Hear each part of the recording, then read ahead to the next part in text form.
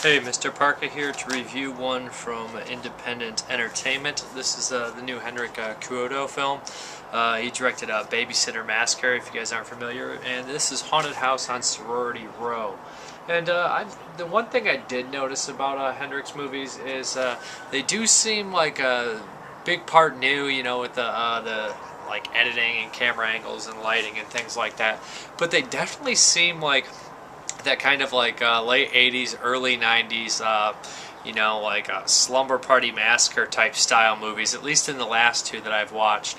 They have that kind of, you know, like late night HBO quality to them. And that's not a bad thing at all. That's kind of a cool thing about the movies, I think, honestly, you know, like old films like Slumber Party Massacre and whatnot.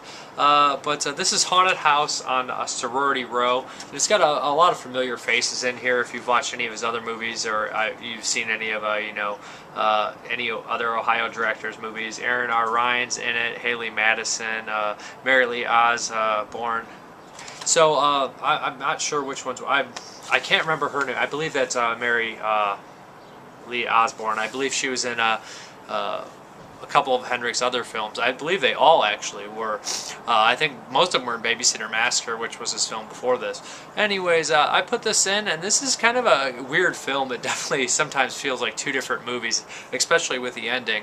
It's basically about a sorority of girls who, well, not a sorority yet, but a group of girls who are kind of like these misfits, kind of like don't want to really conform to the stupid sorority type deal, and they make their own sorority. Unfortunately for them, it is in a haunted house with a very, very creepy history and dangerous past.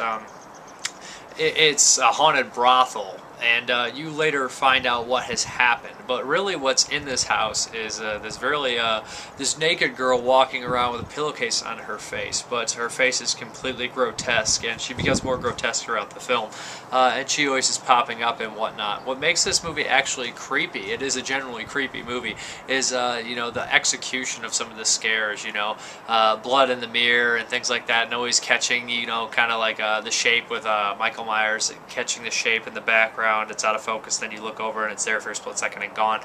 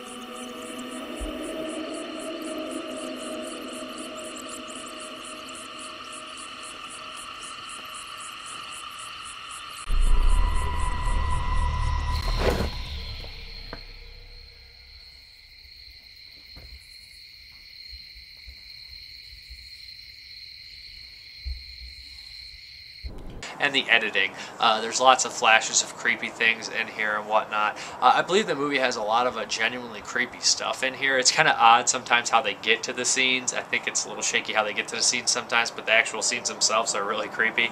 As for the acting, most of the time the acting I think is pretty good. I thought the character Jim was almost too big of an asshole douchebag to even be viable. Man, I wanted to kill that guy. He's also a director, the guy who plays him, and he also was the editor on the film.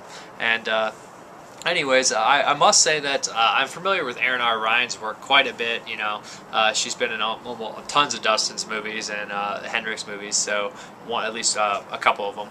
And I think that her performance in this one was really, really good.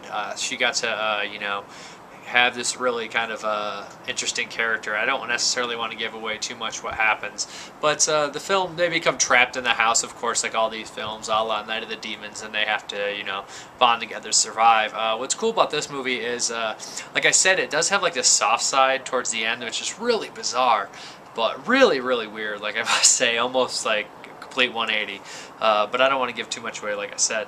But what the film does have, I mean, it's only so bizarre because what's actually in the film, there's a lot of haunted past that are brought out, and the haunted past are really like emotionally like scarring stuff that happened to them. So we get deep into like some heavy hitting stuff that happened to these people, and the house uses it against them, which is actually a pretty cool idea. Henrik said during the commentary that he only directed this one. This is the first feature he directed, which he did not write. He came up with the basic concept, and like I said, the basic concept's pretty cool. I'm not sure how I feel about the ending and some of the transitions, but overall I think it's worth checking out for sure. It's not a super amount of gore, but the makeup in here is pretty good. Like I said, right here, this little snippet right there. And I like the idea that there is tons of nudity in here, but not all the nudity is pleasurable nudity. You know, someone with a rotted face and a nice set of boobs is not necessarily a positive. I just always kind of like when they throw nudity in kind of a horrific way. Think The Shining. But yeah, I'd check this one out if this one sounds like you dig it. Like I said, really kind of a strange tone and mood, but not bad. Has, like I said, some creepy stuff in here, and there's a short film Bed Demon on there, which is actually pretty freaking funny. But thank you very much for watching. Have a good one. I'm not bad, Grandma. You've been a bad girl again, Sherry. Oh, no, Grandma. So bad. I don't want to cut my switch. Don't talk back to me, girl. I won't do it. No. You'll cut your own switch for that, little missy. Cut it. Cut it.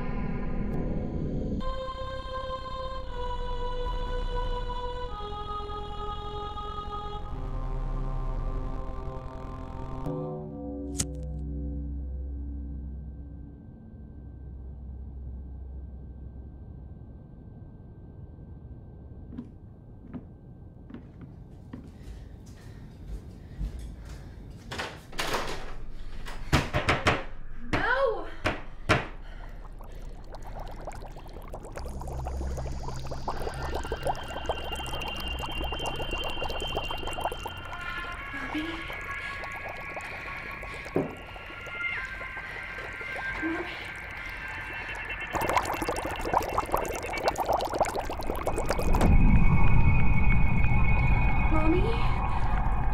You've been so bad. Mommy? So bad. Mommy? You know what I have to do? Nothing.